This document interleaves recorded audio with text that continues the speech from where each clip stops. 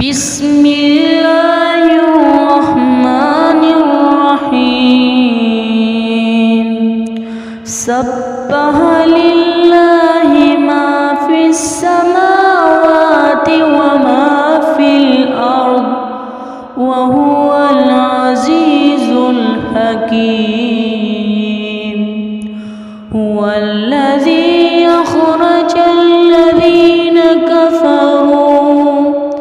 أخرج الذين كفروا من أهل الكتاب من ديارهم لأول الحشر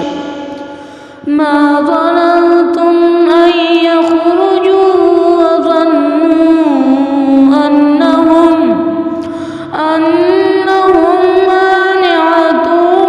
رسولهم من الله فأتاهم الله من حيث لم يحتسبوا وقذف في قلوبهم الرعب يخربون بيوتهم بأيديهم وأيدي المؤمنين فاعتبروا يا